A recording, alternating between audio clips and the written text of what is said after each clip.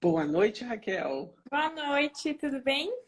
Tudo bem? Você já está em casa ou você está no consultório ainda? Não, tô em casa, jamais essa hora no Ah, consultório. muito bem. Sei lá, você é fisioterapeuta famosa aí dos corredores, o pessoal tá treinando e tal, vai saber, né?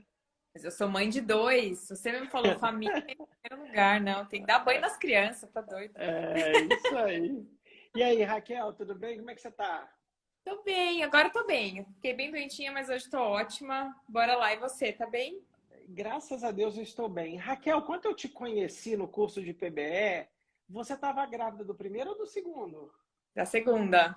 Da segunda, né? Eu lembro, sabe o que eu lembro? Bom, você vai lembrar, né? A Raquel chegou para mim e falou assim: ai, professor, desculpa se eu dormi durante as aulas, é porque eu tô grávida pra caramba. Você tinha acabado de Tô saber que estava Eu tô grávida. muito grávida. Tô extremamente grávida. E tinha acabado de descobrir, eu tava naquele primeiro trimestre que é aquilo. Nossa, mas deu tudo certo. Esse curso não é mais presencial, né, Léo? Ele é só online agora, né? Ah, eu tô querendo ficar no mundo virtual. Não existe Entendo, presencial mais. entendo. Tá bom a minha conexão, Léo? Porque você tá Tá travando um pouco. excelente. Ah, Não, então tá beleza. excelente. Do lado aqui tá excelente. Raquel, apresente-se para a galera, porque o meu Instagram ele é mais poluído do que a gente imagina. Ele não é só de físio. Então, conta quem é você, o que que você faz da vida, para a galera te conhecer. Eu sou fisioterapeuta, eu fiz meu mestrado em biomecânica da corrida e hoje eu tenho uma clínica em São Paulo que é focada basicamente em corredor de rua. Boa, sei lá, 98% dos pacientes são corredores, a gente atende tudo de ortopedia, mas eu fiquei conhecida nesse meio e eu atendo isso. Embora eu tenha feito meu mestrado em biomecânica, eu comecei a me enveredar por outros caminhos, até por influência sua, por influência do seu grupo.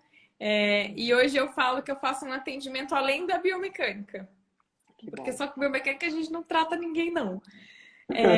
Mas é meu assunto que as pessoas me conhecem por. Eu ensino isso e eu ensino a fisioterapeutas e profissionais de educação física a tratarem corredores, a cuidarem de corredores, na verdade, né? Entenderem Uhum. como, enfim, como prevenir lesão, como para fisioterapeutas como é que faz tratamento. Sou eu. Ô, Raquel, quem foi seu orientador de mestrado? Marcos Duarte. Ah, Ele o era da Marcos educação Duarte, que física. legal. Ele era da educação física da USP. Agora ele está na Federal do ABC. Ele tem o maior laboratório de biomecânica do Brasil. Já era na minha época e continua. Ele é físico. Eu Então eu fiz sei. uma formação muito assim. Eu fiz cálculo 1 na Poli, com a engenharia, física 1. Quando eu falo que eu entendo biomecânica, é meio raiz, assim, é fazer integral na mão. E aí eu fiz Entendi. uma parte do. Não, vamos... O Del falou que não trata em live. Eu fiz uma parte do meu mestrado com o Stu McGill, Que que é uma legal. pessoa muito querida, mas hoje eu amo ele, mas eu não amo o trabalho que eu fiz com ele. Nem com o Marcos, na Uhum. verdade. Eu amo o Marcos, mas não amo o trabalho que eu fiz com ele. Eu falo, as pessoas falam, ah, você tem publicação? Tem, todas meio ruim. E tudo bem eu sair do mundo da pesquisa, não tem problema nenhum dizer isso. Eu acho que com o tempo, com a vida, a gente vai aprendendo. E flertei um pouquinho com o doutorado com o Luiz Espanhol, que para mim é a pessoa que mais entende de lesão na corrida desse país. Mas eu tenho duas Concordo. empresas, dois filhos. Não, a B Espera um agora não vai pouquinho. rolar. Legal. Ô, Raquel, você Mas sabe que eu tenho uma história com o Marcos Duarte também, né? Ele não sabe, mas o Marcos Duarte foi o cara que me entrevistou em Brasília quando eu ganhei minha bolsa de doutorado. olha só. E a galera tava saindo meio que chorando da entrevista, e eu falei, meu Deus do céu, o que que tem lá dentro? E a minha entrevista foi super leve. Falei, cara, que cara, gente boa. Ele foi super, perguntou do que eu ia fazer na Austrália, né? Eu não tinha ganhado a bolsa ainda. E eu até já namorava com a Lu, né? A Lu me conhecia já. E eu cheguei, liguei pelo aeroporto para ela e falei assim, Lu, foi muito tranquilo. E depois eu fiquei sabendo, os caras falaram, nossa, que o Marcos, ele é muito exigente, ele é muito bravo. Comigo ele foi um Ele pegou a amor, assim. sorte. Ele ia muito com a minha cara, então ele me tratava muito. Eu vou falar que ele não vai assistir nunca isso aqui. Ele me tratava muito diferente das outras pessoas. Às vezes ele clica, assim, às vezes ele não clica. Aí se ele não clica, ele vai ser mais exigente mesmo. Mas eu adoro ele, converso com ele até hoje. Eu devo muito, muito, muito do que eu sei a ele, assim, sou muito grata. Eu concordo, tá? A gente está pedindo uma verba CEPID da FAPESP, que é o maior volume de dinheiro que um pesquisador pode pedir na vida dele. E a gente está fazendo junto com a USP, com o Fiscar, e o Marcos está envolvido. Está sendo muito legal ter ele lá como um sênior para a gente, muito importante. Ô, Raquel, então quer dizer o seguinte: a minha primeira pergunta era bem pessoal. Você foi para o mundo da corrida meio direcionado por causa do mestrado? Você já corria? Como é que é? Onde que a corrida entra na sua vida para a Não. gente começar a bater papo aqui? Ao contrário, eu fui para o mundo da corrida quando eu estava no segundo ano da faculdade. Lá na USP, Tá. eu gostava muito de controle motor, e alguém me falou, cara, se você quiser aprender controle motor, você tem que olhar para atleta. E aí eu pedi para fazer estágio voluntário no Hospital das Clínicas, no laboratório de esporte, e lá atendia-se muito corredor. E eu percebi que eu era boa. Então, que as pessoas demoravam muito para pegar, eu pegava mais rápido. Diferente, por exemplo, de UTI. Se me bota no UTI, eu e um advogado lá do lado do respirador dá na mesma. Eu sou muito ruim em UTI. Eu demoro 20 tentativas para calçar uma luva estéreo, mas corredor eu entendi o cara, eu conseguia dar um bom diagnóstico fisioterapêutico, eu conseguia tratar o cara legal, então eu vi que tinha um talento Legal. para isso. No segundo, eu comecei a fazer iniciação científica com Marcos no segundo ano da faculdade. Então, eu fiz a iniciação inteira com o Marcos, a USP pagou para eu sair do Brasil para eu apresentar meu trabalho de iniciação científica. Eu apresentei num congresso na França. Minha primeira viagem internacional da vida foi paga pela USP, porque eu apresentei um trabalho com o Marcos. Aí eu terminei a iniciação, emendei no mestrado imediatamente, então me formei em dezembro, janeiro já estava no mestrado, com o Marcos também. Aí chegou um momento do laboratório que eu era uma das mais jovens de idade e uma das mais experientes lá dentro. Porque eu já estava lá há muito tempo. E eu não corria. O Marcos corria. Ah, Toda a pesquisa dele naquela época estava voltada para corredores. Eu fiz meu mestrado, eu olhei para idosos corredores. Eu vi a diferença de movimento de idosos e adultos corredores. Eu não corria. Aí eu me formei, fui para o Canadá, fiz uma parte do mestrado lá com estudo de coluna, nada a ver com corredor. Aí voltei, defendi, falei, não quero mais área acadêmica. Eu vi que não era minha praia, que eu gostava de atender, não era minha praia. Eu gostava de consumir ciência, não de fazer. Porque o mestrado perfeito. roeu um pedacinho da minha alma, assim, que nunca mais vai voltar. Bem E era comum.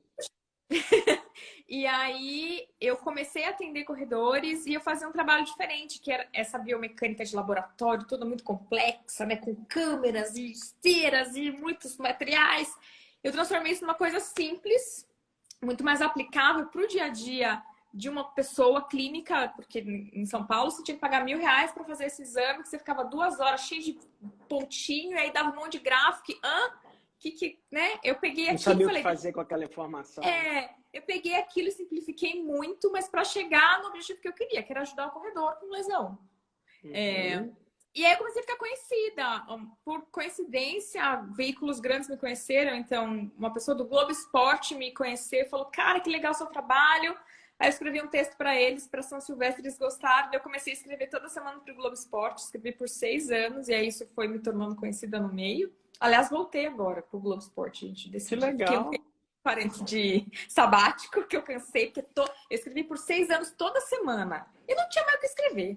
Aí agora eu Uhum. tenho, porque eu aprendi coisas novas, então vou mostrar isso lá. E aí eu comecei a participar de um canal grande de YouTube, porque o cara também me conheceu.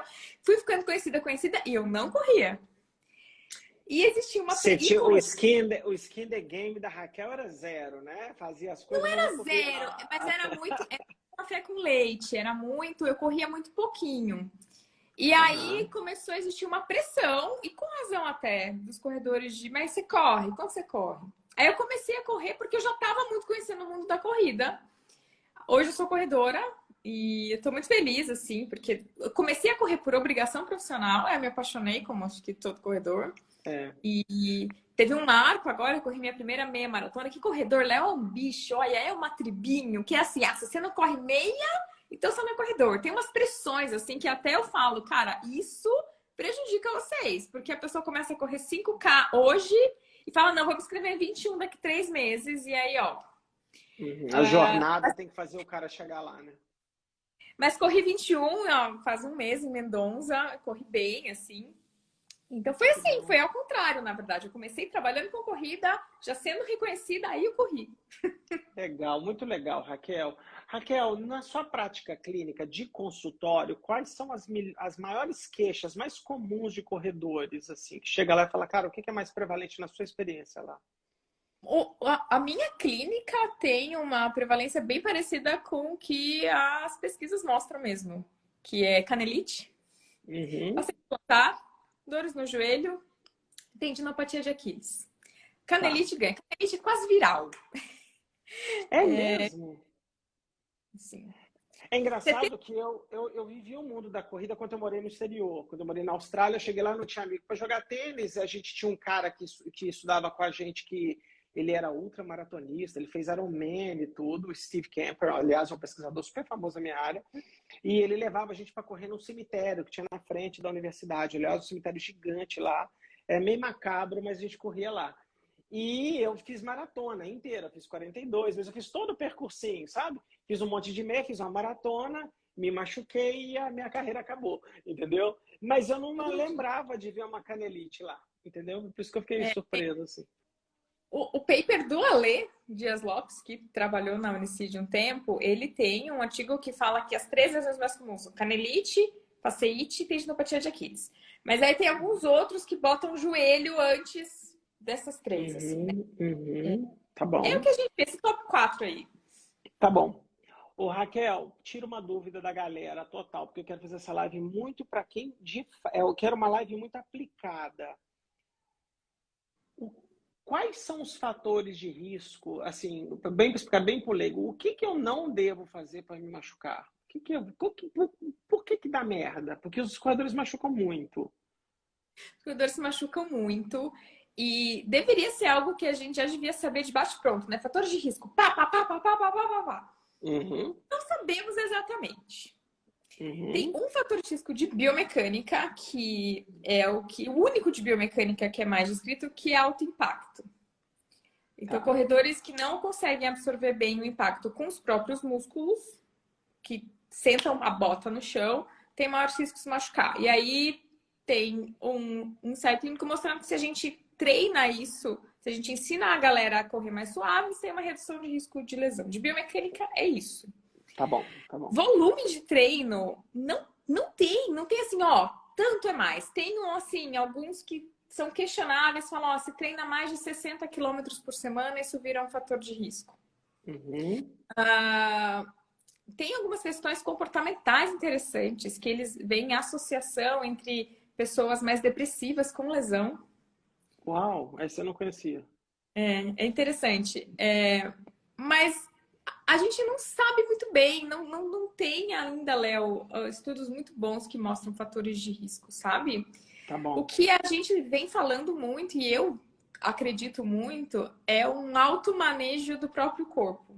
O corredor se Uhum. machuca quando ele não ouve os sinais do corpo e não toma uma atitude. Então ele começa a sentir uma Uhum. dor na canela e ele fala: foda-se, foda-se, tenho 28 quilômetros amanhã na planilha e eu vou fazer porque tá na planilha.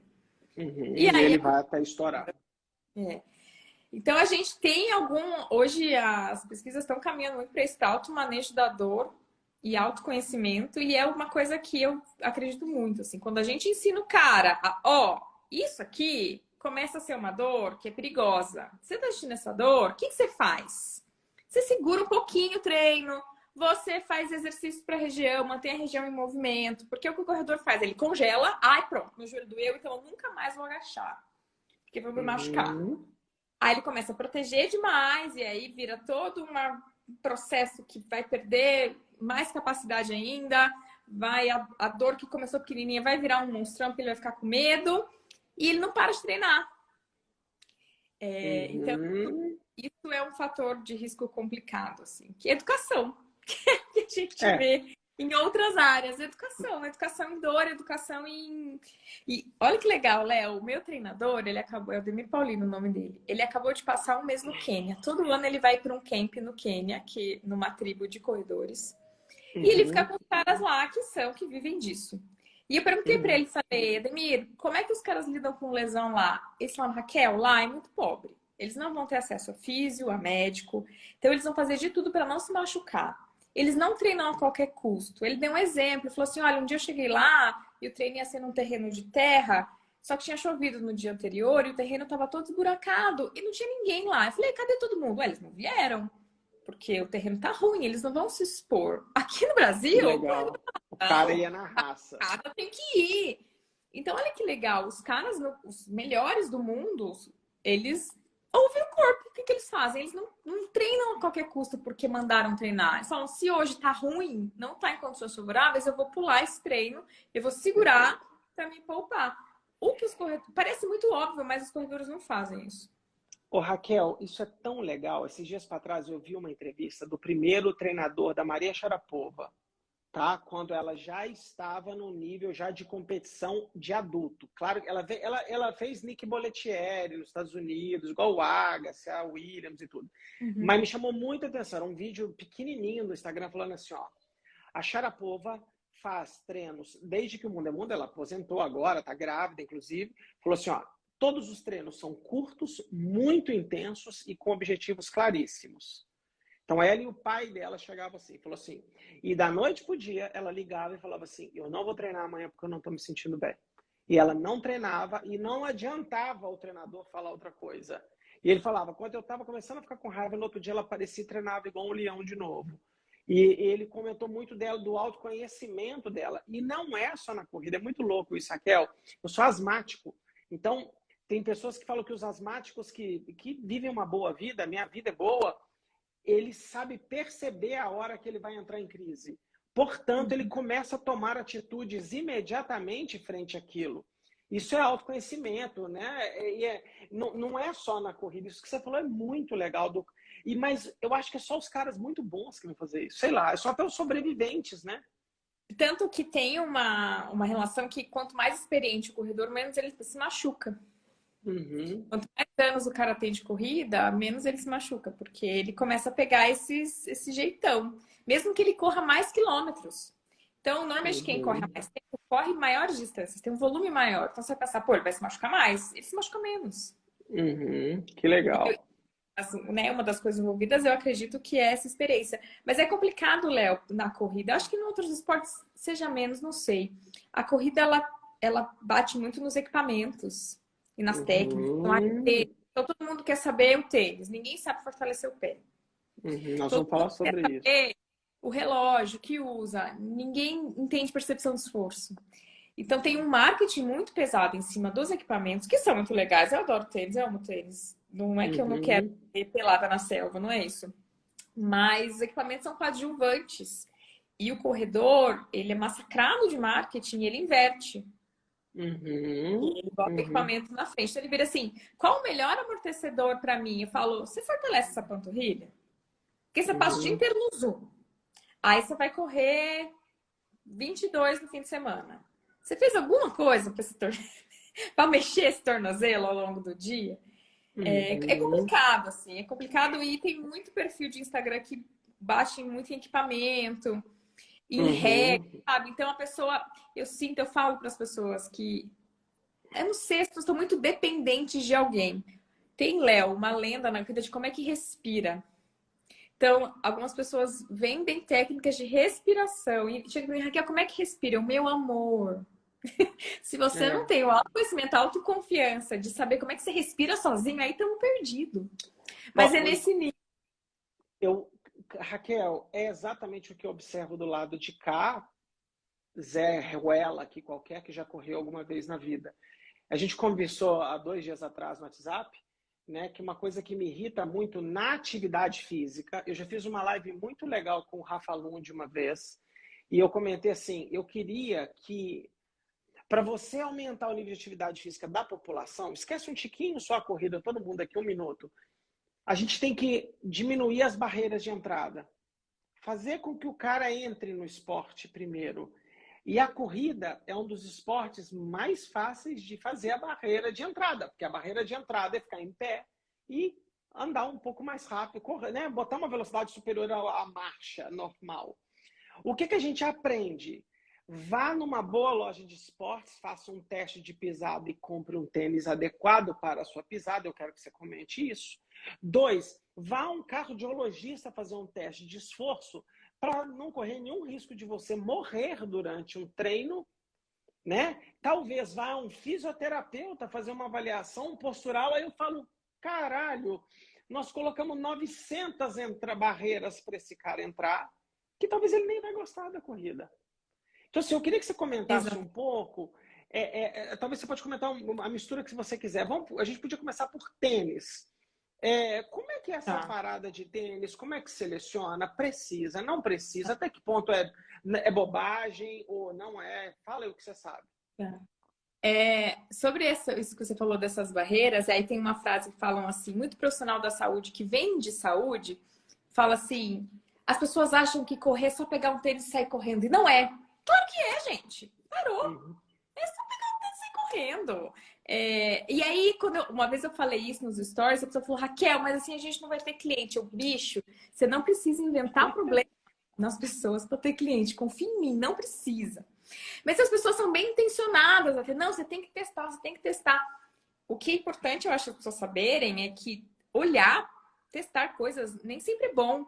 É bom testar coisa quando a gente sabe que testar vai gerar um benefício lá na frente. Ficar testando por testar é ruim. É ruim. E tem vários exemplos na saúde sobre isso. Mas sobre tênis, vamos lá. O tênis, ele tem um papel. Vamos colocar em tamanho. O tamanho do nosso corpo, da nossa educação sobre dor, do nosso autoconhecimento, da nossa força muscular, enfim, do nosso treinamento. A importância disso para lesão e para rendimento é desse tamanho. A importância do tênis é desse tamanho. Então, o tênis tem um papel. Mas comparado ao cuidado que a gente tem que ter com o nosso corpo, o papel é muito pequenininho.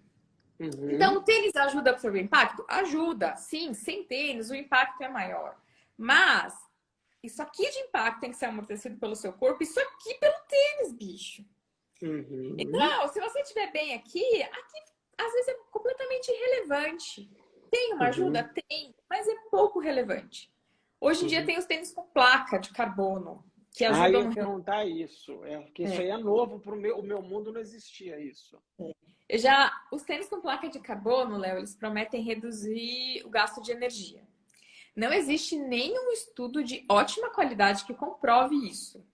O que a gente vê é uma coisa no mundo real, que pode ser um grande placebo coletivo, mas a gente vê que depois desses tênis, a média de toda a elite e de corredores amadores, o tempo de todo mundo melhorou. O tempo melhorou, ele é ergogênico, então. Não, o tempo assim, o tempo da prova. O tempo da prova, é isso mesmo, quase um doping, o equipamento ajuda.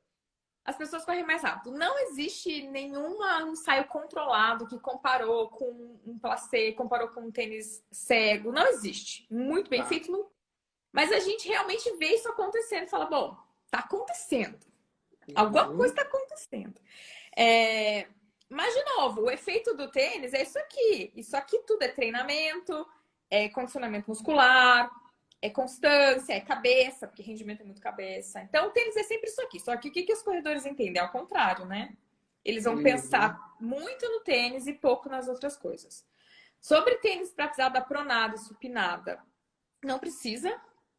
Não tem efeito nenhum. Usar um tênis específico tipo de pisada não reduz o risco de lesão, não muda rendimento. E hoje as marcas estão até parando de comunicar isso, Léo. Caiu, tá fora de moda. Que bom! Tá fora de moda.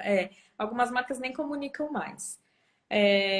Hoje a moda é muito amortecimento. De novo, a gente viveu extremos. Teve há um tempo atrás, com aquele livro Nascido para Correr, a moda dos tênis minimalistas, que eram tênis muito sequinhos. Qual que é a questão dele? O cara nunca anda descalço na vida. Ele passa o dia inteiro sentado no Zoom. Aí o pé dele é completamente destreinado. Aí ele mete um tênis que exige muito do pé dele. Pronto, é o tênis que machuca. Então, teoricamente, nós somos animais corredores e a gente não nasceu de tênis. Então, a gente é capaz. O problema tem quem estuda evolução, usa um termo muito legal, como é que é? Incompatibilidade evolutiva. O nosso pé é bobo. Imagina a gente nasce, a nossa mãe bota uma luva na nossa mão e fala, não tira para não pegar friagem, só tira para tomar banho e para dormir. A nossa mãe ia ser um treco bobo. O pé tá por aí. Então, o nosso pé tá pouco adaptado. Mas se você pegar alguém que mora no sítio, anda descalço o dia inteiro e bota um tênis minimalista, pra ele, beleza. É o que eu faço. Então. Mas você treina, você deve andar descalço, você deve estimular seu pé, né? É, bom, tem 3 anos eu já corri. É engraçado isso, porque, por exemplo, eu fiquei muito bravo que eu gostava muito do Nike Free, por exemplo, que não Ah, era um já minimalista verdadeiro, não.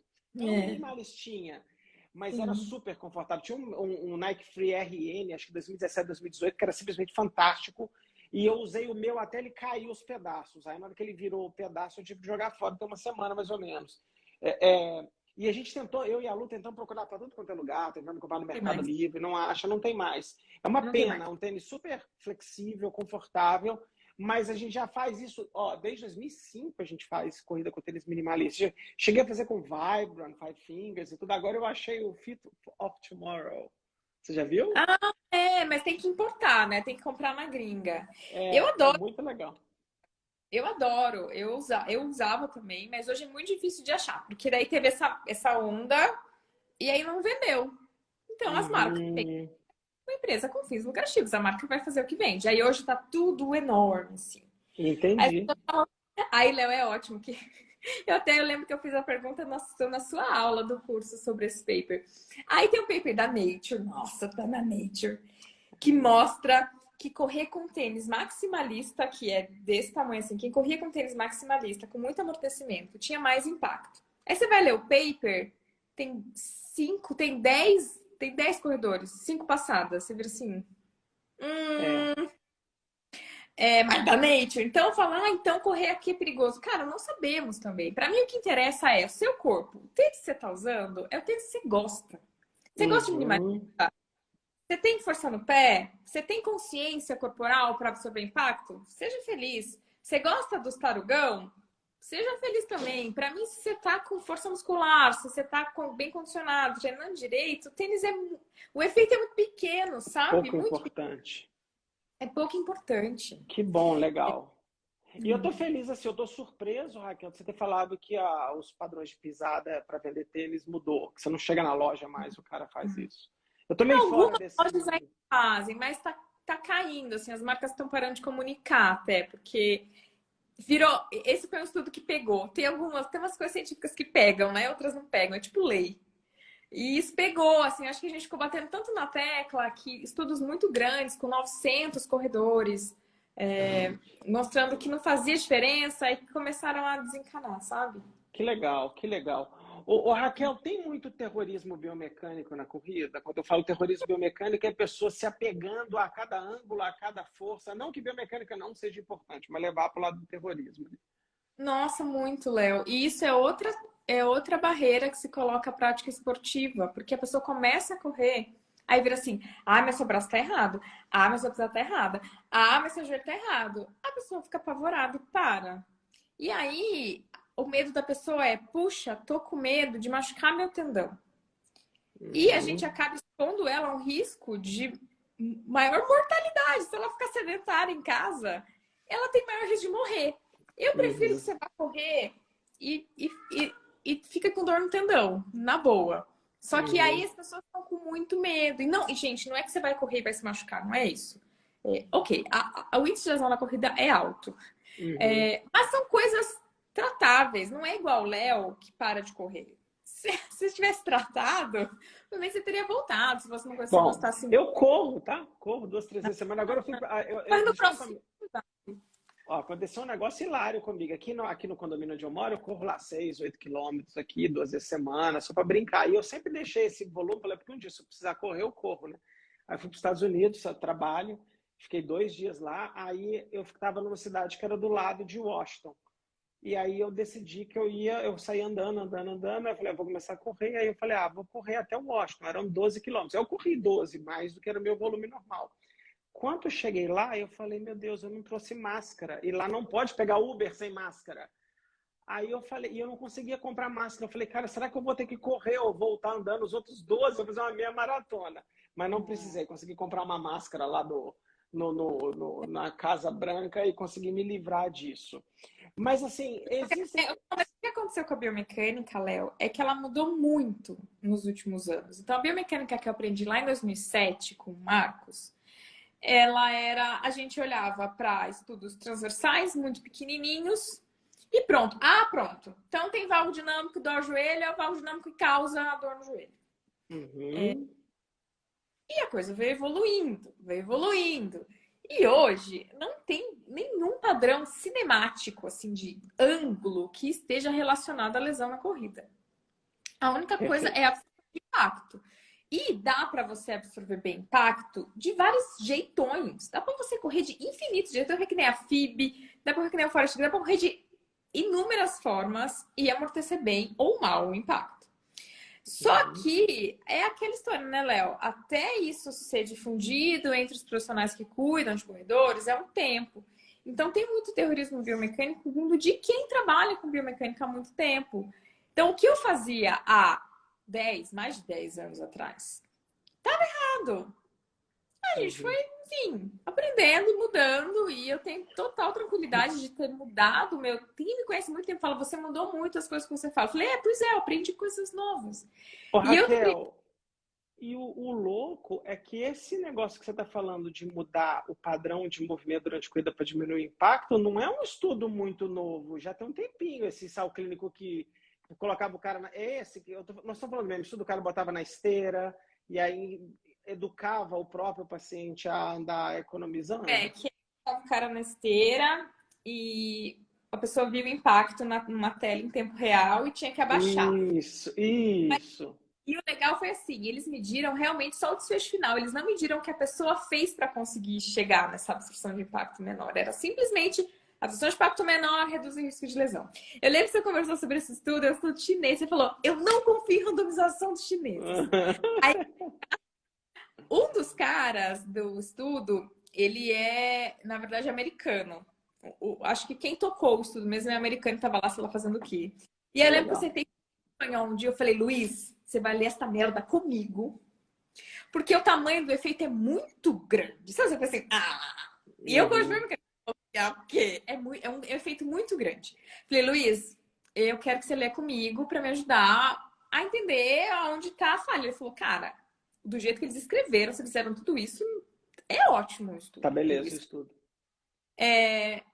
O efeito é muito grande, é meio aquele assim, bom demais para ser verdade, sabe? Uhum. Mas é o que tem. E é um também. Isso nunca foi reproduzido. Eu queria reproduzir isso com o Luiz até. Uhum. Nunca foi reproduzido, que é uma pena. E na biomecânica fica uma galera. Teve até um congresso, congresso de 3 caras populares assim na corrida, que eles ficavam discutindo qual era o melhor tratamento. E eles ficavam discutindo em cima disso tudo transversal. Eu falei, gente, não, legal, vocês querem ver a eficácia do tratamento. Mas vocês estão. Cadê o ensaio clínico? Para ver eficácia, você tem que fazer um ensaio clínico. Não tem. Eles, pois é, né? Então que vocês estão aqui inventando a roda.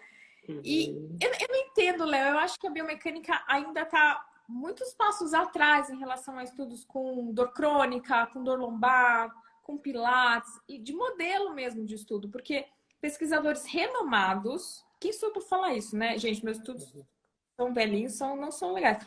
Quem sou para falar, mas assim, são pesquisadores renomados que fazem estudos e fica assim, mas puxa, você tem estrutura para fazer um treco tão legal.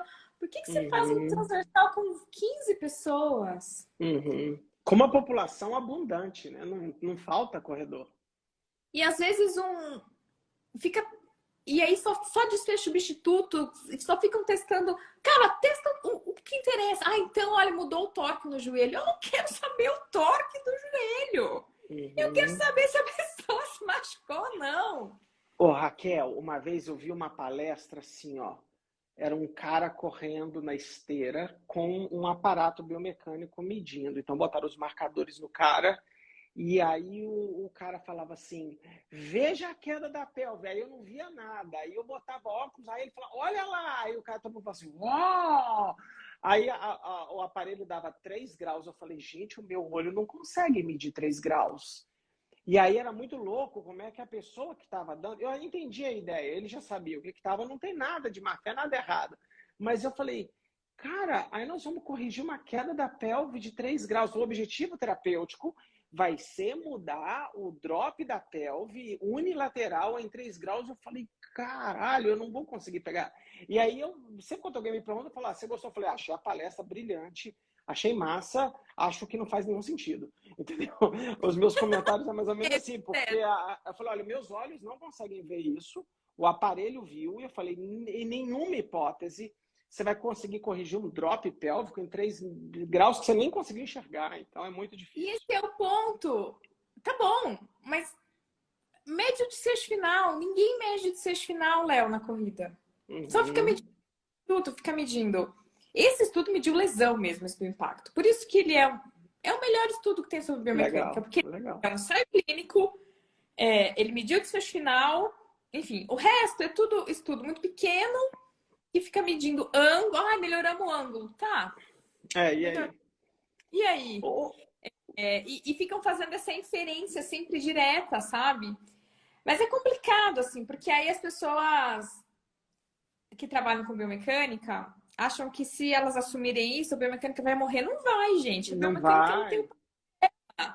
Então, eu lembro, Léo, que quando eu estava na faculdade, eu era obrigada a achar um problema de biomecânica no paciente. Tipo assim, tinha que Uhum, ter.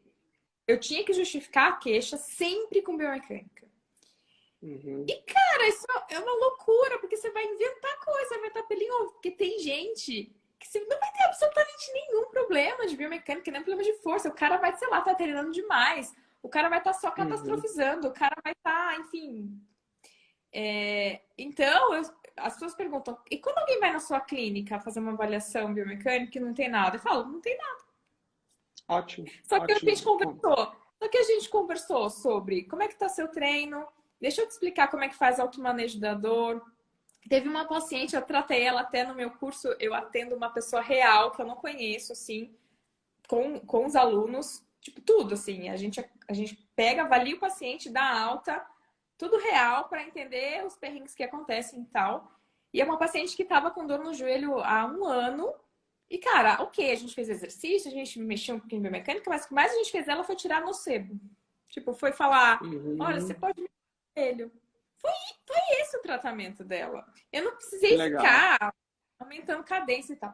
Então, hoje eu tenho essa tranquilidade de entender também que, para algumas pessoas, biomecânica nem tá no tratamento. E tudo bem, eu não tô tratando biomecânica. Eu ajudo o corredor a atingir o objetivo dele, que é diminuir a dor, melhorar rendimento às vezes, e conversar sobre prevenção de lesão.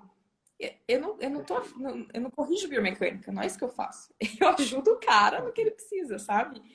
E é esse que acho que o twist que a galera tem que fazer. Se você vende técnica, você tá perdido, porque aí se alguém porque uma hora a sua técnica pode ir por água abaixo, como a biomecânica foi, como era quando eu comecei. Uhum, Então eu nunca ofereci uhum, técnica, eu oferecia, eu vou te ajudar. Então, eu vou te ajudar com o uhum. que tem de melhor possível nesse momento. E as coisas estão mudando, gente. Daqui 10 anos, talvez a gente saiba coisas diferentes. Se você ficar apegado num modelinho de tratamento ali, engessadinho, que tem os nominhos, o diriri. Oi, Luiz! Mua! Tô vendo o Luiz Você aí tá, colocou. você tá perdido. Ô, Raquel, mas me responde um negócio aí, que deve ter uma dúvida aí, porque eu fico olhando o comentário, eu olho para você, olho para o comentário, olho para você, olho para o comentário. Então, o tênis é mais mequetrefe, mas lá no Parque do Ibirapuera, lá no Bolsão, quando a gente estaciona, lá tem um ferro, assim, ó, parece uma trava de futebol baixinha, que é para se um carro, nenhum louco atravessar e matar os corredores lá do outro lado. Mas o que eu vejo é a galera usando esse ferro para alongar isquiotibiais, alongar quadríceps, alongar panturrilha e tal. Eu fiz um vídeo há um pouco tempo atrás, aí de novo, 2022, e eu falei que alongamento não previne lesão. A gente precisa. O que se tem sobre flexibilidade e lesões na corrida? É isso aí. Alongamento não previne lesão, nem antes nem depois. Mas aí até me atualiza se eu tivesse atualizado. Aí as pessoas começaram a ficar com medo. Ah, então se eu fizer alongamento também vai prejudicar. Também não tem evidência de que causa nenhum mal. Então eu falo assim: você Uhum, gosta de alongar? Alonga. Porque já é uma coisa rotineira da pessoa. É quase, uhum, Léo, uma coisa de comportamento de tribo, é um momento social da galera. Se você uhum, gosta, precisa.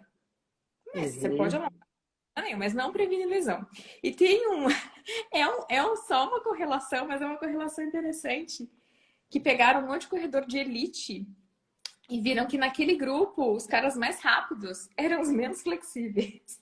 Boa.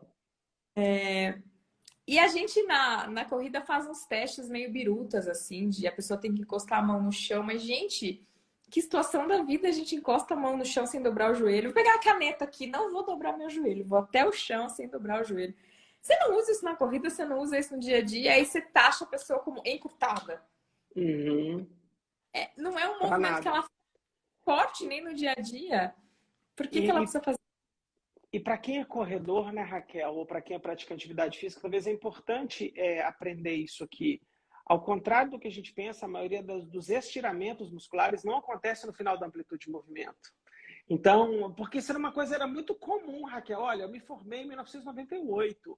Então, eu fui orientado pelos meus professores que a gente tinha que ter amplitude de movimento completa, porque se a gente precisasse de usar ela toda, e não tivesse amplitude, você poderia se machucar, o que faz todo sentido na minha cabeça. Só que as lesões musculares não na prova, aí passaram alguns anos, eu lembro que começaram a sair os primeiros estudos de stiffness, isso foi muito legal ter vivido essa época. Falou, oh, cara, mas você sabia que a maioria das lesões, pode olhar no futebol, no pique curtinho que o cara dá, que ele rompe o músculo e tudo, e não é no comprimento final. Então, deve ser alguma coisa diferente de flexibilidade. Então, assim, eu concordo, assim, é muito improvável que faça mal, mas também, não, às vezes, o cara fica encucado, né? Teve um comentário, na hora que começou a live, que eu falei, eu devia ter congelado, assim, olha, eu preciso olhar para o meu calçado, eu preciso olhar para o meu padrão de pisada, eu preciso alongar direitinho, assim eu não vou me machucar. E essa tríade do inferno aqui, ela vem de uma informação e talvez o corredor... Não tem problema nenhum isso aqui, na prática, na teoria. Na prática, ele vai deixar de dar menos valor para o volume de treino, para o comportamento do treino e para a musculatura desse cara, entendeu? Então, assim, quando a gente fala de... Você falou muito bem a palavra nocebo, eu tô ficando... Agora, porque eu tenho hora que eu tô pensando muito fora da fisioterapia de algumas coisas, toda hora eu fico pensando assim, talvez não faça mal, mas talvez também você deixe de prestar atenção numa coisa que é importante e você não faz porque você acredita que o resto é que vai te dar o efeito. Então, para um esporte tão gostoso igual a corrida, porque corrida é viciante pra caramba, ela é totalmente diferente de outros esportes, e é quase inevitável que a tendência do corredor é fazer volume alto no longo do tempo, ele vai querer aumentar o volume, aumentar a velocidade.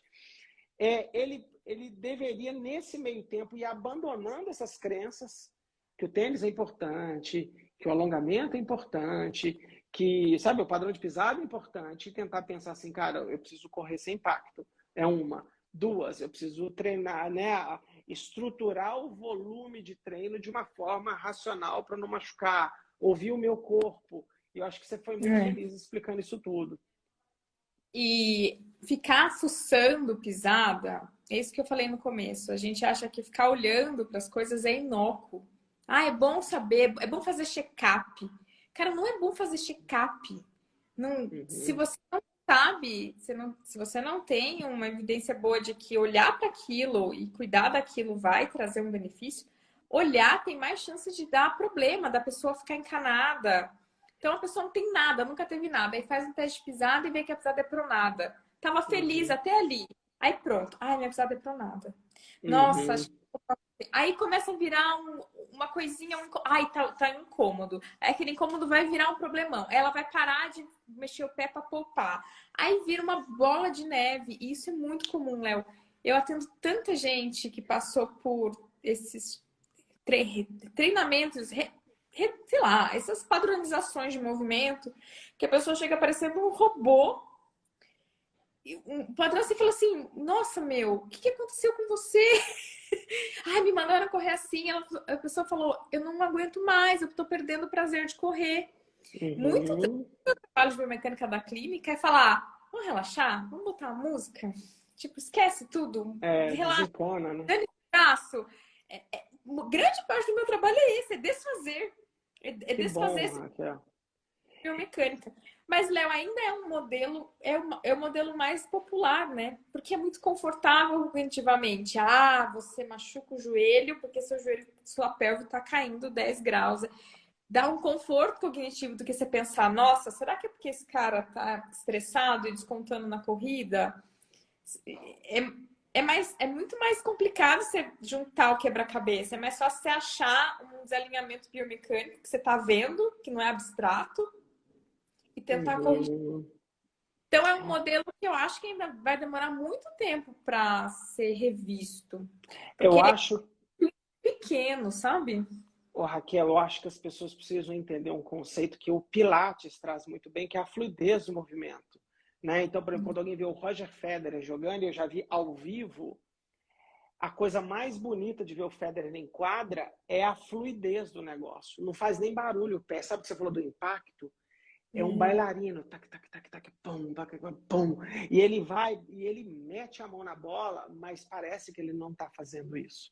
Isso é fantástico. Então, os grandes jogadores que a gente fala que são muito habilidosos, na verdade, eles têm grande fluidez do movimento. O engrama de movimento do cara é tão fácil, ele toma decisão tão rápido, ele nem gasta muita energia e aí ele se acaba se machucando mesmo. Esses caras vivem por muito tempo no esporte. Então, assim, isso é muito legal. Eu queria fazer um comentário. Você falou de respiração. Olha como é que pode chegar. Acho que você está falando um monte de coisa de nocebo. Aí, eu tenho um cara que eu não posso falar porque ele é famosão. Eu descobri que ele é famoso, mas ele tem uma casa aqui no condomínio que eu moro. Eu fui jogar tênis com o cara. O cara joga tênis pra caramba e ele tá treinando uma maratona. E eu acho que no percurso da maratona, ele foi fazer uma meia maratona e parece que ele hit the wall. No dia lá não foi bom. E ele lá no 18, lá, ele quebrou e ele terminou andando e ele ficou muito frustrado. E o osteopata dele ele falou assim, agora vai, porque o osteopata falou que a minha respiração diafragmática não estava funcionando bem, que eu vou liberar o diafragma. Eu fiquei ouvindo. Aí todo mundo falou, como é que você faz isso, né, cara? Eu falei, cara, como é que eu vou contrapor isso aqui agora na quadra de tênis com um cara super legal? Eu deixei quieto, sabe? Eu falei, eu voltei para casa só com um caso na minha cabeça. Eu falei, meu Deus do céu, coitado desse cara, ele tá achando que ele hit the wall. Hit the wall, como é que fala hit the wall, Raquel? Bateu na parede? Não sei, a gente não usa. Quebrou. Hit the wall é bem de inglês. Quebrei. Aqui no Brasil a É, gente fala quebrei. o cara quebrou no meio da prova e o cara treina super. Parece que ele vai fazer a maratona agora. Eu tô acompanhando os treinos dele, ele tá indo super bem. Ele é um cara muito do bem. Mas eu falei, cara, como um profissional de saúde pode destruir o treino do cara? Sabe? Eu falei, Mas, é um tipo de informação que não serve pra nada. mas é a merda como o nosso cérebro funciona, né? Pra ele é muito mais confortável ouvir isso do que eu chegar pra gente e a gente falar: olha, pode ter sido só um dia aleatório, tem muitos fatores acontecendo e depende do seu volume, é uma coisa a longo prazo. A nossa explicação, ela é muito menos sexy do que falar: é o diafragma que tá preso. Vamos É, usar ventosa aqui no diafragma, chupou. puxar, zerou. Então, eu acho que também eu tento muito isso, deixar palatável. Uhum, Porque é muito mais confortável, cara, ouvir preto no branco. E nunca. uhum, A gente tem hipótese, né? A gente fala, olha, provavelmente é isso. Imagina eu falar, provavelmente é isso, alguém falar, é o diafragma. Cola. uhum. Então, um dos meus trabalhos também é deixar palatável para o corredor essas coisas mais complexas e mais de probabilidade, menos preto no branco, deixar um pouco mais sexy. Tentar, pelo Legal. menos. Porque senão a gente vai ficar sempre dando muito ponta de faca. Porque, Uhum, porque a verdade deixa marca. O exercício é etéreo, né? Então é muito mais fácil o uhum. cara ganhar uma ventosa nas costas do que ficar 3 meses fazendo exercício. Legal. Ô, Raquel, a gente tem 10 minutos, eu queria muito guardar esse final para ajudar as pessoas. Vamos supor que eu sou um corredor que já treina num volume ok, tá? Vamos supor, sei lá, eu consigo fazer 3 treinos de 8, 10 quilômetros por semana, beleza, por sessão de treino. Não estou com dor, mas eu pretendo começar a aumentar meu volume e eu gostaria de fazer algum trabalho preventivo para aumentar de volume. Aparece essas pessoas lá para você ou só aparece cara machucado? Não aparece prevenção. Hoje, bem mais. No começo, quase Que nada. legal. 30 a 40% dos pacientes vêm sem lesão. Ótimo. O que que a Raquel faz com esses caras? Eu vou Vamos lá. falar, eu brinco que é um quebra-cabeça. Daí eu vou mostrar para ele como é que cuida de cada pecinha do quebra-cabeça. Então eu vou Vamos falar lá. sobre o se o cara quer ir para uma maratona, ele pode fazer sozinho, não tem problema nenhum. Mas eu gosto que tenha um treinador que eu confio por perto, porque pelo menos o treinador vai ajudar ele a subir o volume gradativamente. Se ele Perfeito. não tiver eu vou explicar para ele que tem que ser gradativo, que ele não pode fazer aumento brusco. Então, eu explico o que é esse gradativo, 10% por semana, explico o que é aumento brusco. Eu dou exemplo de situações de aumento brusco que são assim, é assim, você já corre 12. Aí seus amigos vão falar, para, bicho, você consegue correr 18 amanhã com a gente, vamos lá. Bora. E você consegue mesmo. Só que você fez um aumento brusco e aí você vai estar se colocando num risco maior. Então, eu dou exemplos. Eu falo pra ele como manter um bom condicionamento muscular e eu explico. Normalmente eu falo assim, eu odeio academia. Eu falo, tudo bem, faz onde você quiser. E é uma coisa que as pessoas se surpreendem. Elas acham que fortalecimento é só na cadeira extensora da academia. Eu falo, cara, tem crossfit, tem pilates, você pode fazer em casa. E eu tento diminuir as barreiras. Isso é bem importante pra mim, que ele mantenha um treinamento de condicionamento muscular com o menor atrito possível. Então, às vezes, eu falo pra mãe, eu faço na sala da minha casa. E eu tenho uma academia aqui do lado, mas para mim, pôr a roupa, descer, já era. Eu tiro a roupa em casa e faço aqui com meus filhos em cima de mim. Então, eu tento achar o que tem menos atrito para essa pessoa e ajuda ela nisso. Eu falo para ela o que é importante de biomecânica, que é eu olho o impacto dela, e se tiver um impacto ruim, eu ensino como é que muda. E eu falo muito sobre essa história do autoconhecimento. Como sentir que a merda tá começando e o que fazer. E não é simples, porque se você tem uma prova, um objetivo ali na frente, você não quer segurar o pé, porque você tá inscrito para a prova. Às vezes a prova é em outro país, em outra cidade, você tá com a passagem comprada, o que você faz?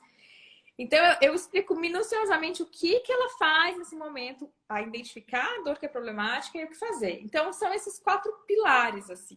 Que é quase educação. Eu não fico, Léo, mas isso é uma característica da minha clínica. Eu não fico fazendo aquele trabalho de físio preventivo. Assim, então fica vindo aqui toda semana. Eu não acho que, sei lá, não é o modelo que eu trabalho, assim.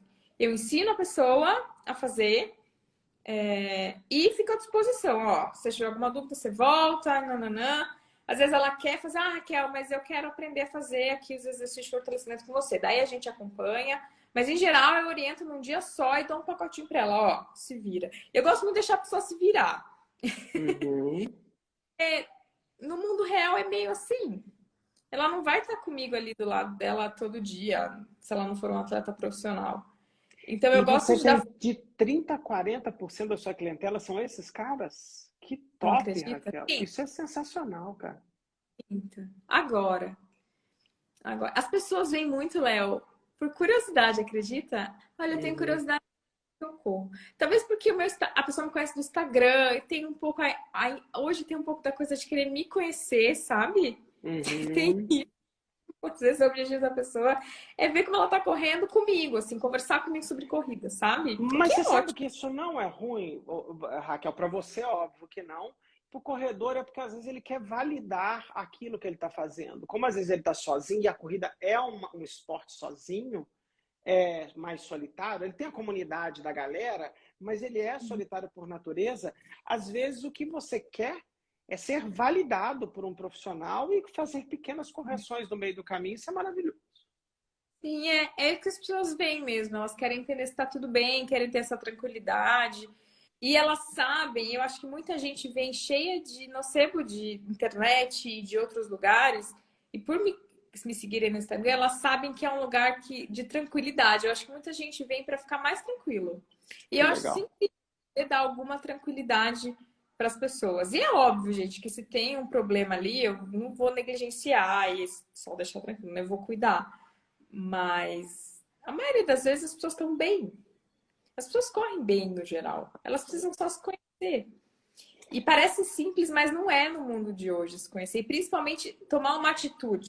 Saber que tá ruim, a pessoa sabe, mas é difícil tomar atitude. Porque, Léo, a corrida é viciante. E chega a gente que não consegue ficar um dia sem estar com uma fratura, tá com traço e fratura, e a pessoa não consegue ficar um dia sem correr. Porque verdade, porque se ela não corre, o dia dela é ruim. E ela não sabe. É muito engraçado isso. Muitas dessas pessoas que chegam fazem terapia. E eu pergunto assim: você já conversou com o seu terapeuta sobre isso? Eu falo: não, eu posso. Você vai. Parte do seu tratamento é a gente tentar cuidar dessa sua falta de habilidade de conseguir de parar de correr. Você tem que conseguir ficar um dia sem correr, bicho. Claro. Não pode ser. Então, parece, não adianta só falar. Quem chega para mim é muito viciado em corrida. Então, eu ajudo nessa questão comportamental também, de, ó, então eu quero que você leve o seu terapeuta essa questão de que você não está conseguindo, a pessoa não consegue diminuir ritmo. Tem muita gente assim. E é engraçado que ela não enxerga que isso é um problema. Isso é um fator de Uhum. risco. Conseguir ficar um dia sem correr, você pode estar com a biomecânica que você quiser, com a força que você quiser. O que está pegando é o comportamento. Que Então, legal. é mostrar também as pessoas, mostrar para o pessoal a integridade como ela é, não só a pisada, assim, sabe? É expandir um pouco a cabeça dela. Acho que é isso que eu faço na prevenção. Legal. Raquel, eu vou ter que encerrar essa live porque daqui a 2 minutos eles vão cortar. Gente, eu odeio despedir correndo. Tá bom. Raquel, eu queria te agradecer demais. E se a gente depois descobrir que ficou faltando coisa, a gente vai fazer uma parte 2 dessa live, tá? Ah, Mas obrigada, Léo. eu te encontrei uma vez na minha vida pessoalmente, se eu não me engano, que foi no curso de PBE, 2 vezes. Eu fui na Foi? Unicid, o Luiz me apresentou para você. O Luiz e o. Legal. Não, o Luiz. E Ah, olha, não. O Ale me apresentou para você, mas você estava todo ocupado, assim. Ah, boa tarde, boa tarde. ah, desculpa. Eu queria te agradecer demais, Raquel. Você se comunica super bem. Você é uma baita representante da fisioterapia esportiva no Brasil. Acho que você faz um puta trabalho foda pra caramba. Parabéns, obrigado. Dá um beijo no seu marido, nos seus filhos. Você tem um menininho e uma menininha, não é? Igual você, é um casalzinho. Um de É isso 5 aí. e 2. Legal. Manda um beijo para os dois. E muito obrigado, viu? Se você quiser concluir com alguma coisa que a gente não falou, muito obrigado. Só agradecer, Léo. Muito obrigada. Você é uma referência para. Acho que eu. Antes era para fisioterapia, agora você abriu. Então, é uma referência para todos os profissionais da saúde. Obrigada por isso. Eu acho que é para onde a gente tem que ir. A gente tem que cada vez mais aprender prática baseada em evidência. Você, o Luiz, o Ale mudaram o meu jeito de enxergar a fisioterapia. Muito do que eu Obrigado. faço hoje eu vocês, de verdade, assim. E tô aí, quero sempre aprender mais com vocês. Tá bom. Espero te ver em breve, meu amor. Um beijo e boa noite. Obrigado, tá Boa bom? Um beijo para todo noite. mundo. Tchau, tchau. Tchau. Obrigado.